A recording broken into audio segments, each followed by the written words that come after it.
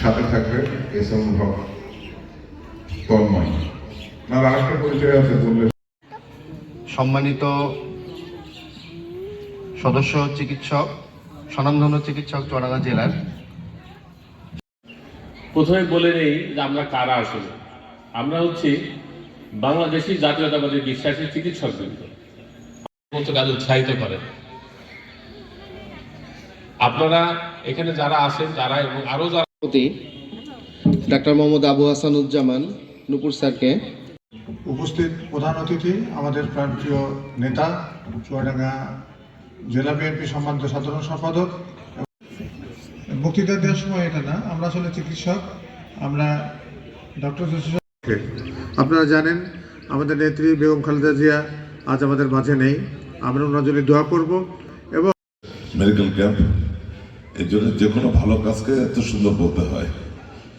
এবং আজকের এই অনুষ্ঠানটা যে মেয়েদের শিক্ষার অগ্রসরতার জন্য অনেক কাজ করেছে এবং বাংলাদেশের মানুষের স্বাস্থ্য সেবা কিভাবে উন্নত করা যায় এই দুইটা বিষয়কে কিন্তু উনি খুব গুরুত্ব দিয়ে কাজ করেছেন।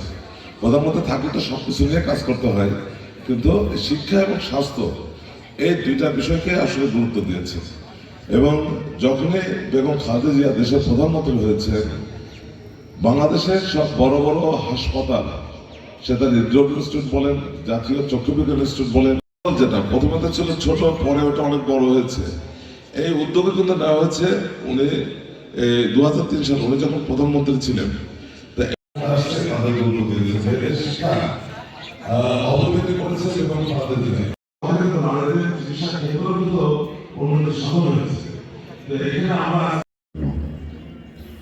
রাজপথে আন্দোলন করেছি,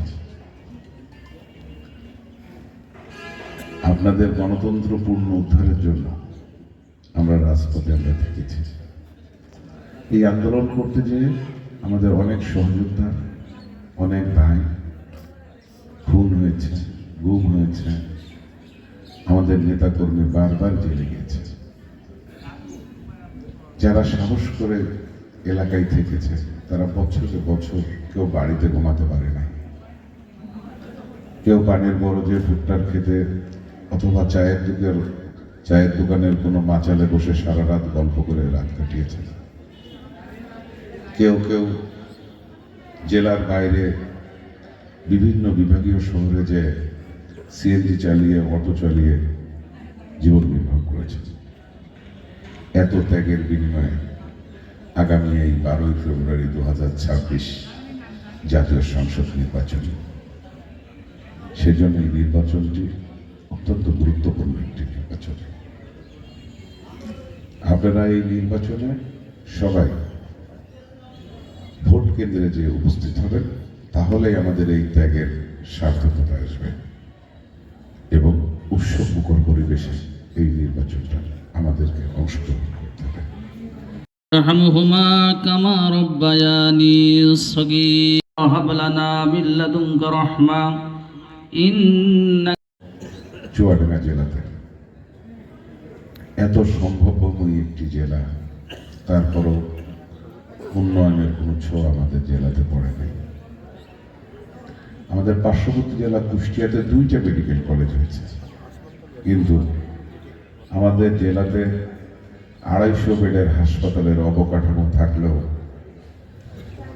100 সিটের চিকিৎসা করার মতো ডাক্তার সহ যারা কর্মকর্তা কর্মচারী থাকার কথা সেটাও নাই।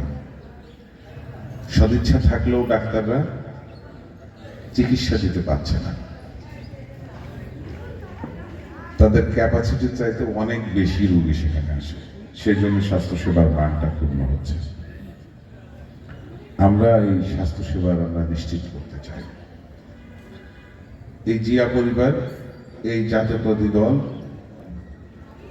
আমাদের দেশের মানুষের ক্রান্তি লগ্নে বারবার এই মেহনতি মানুষের পাশে এসে দাঁড়িয়েছে, কৃষকদের পাশে এসে দাঁড়িয়েছে, মা বোনদের পাশে এসে দাঁড়িয়েছে, ছাত্রদের পাশে এসে দাঁড়িয়েছে।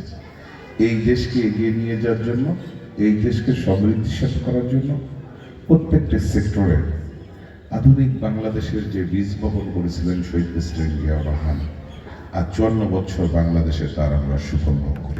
তোমার শাহী দরবারে হাত তুলেছি আল্লাহ, মেহেরবান করে আল্লাহ আমাদের সকলের জীবনের গুনাহ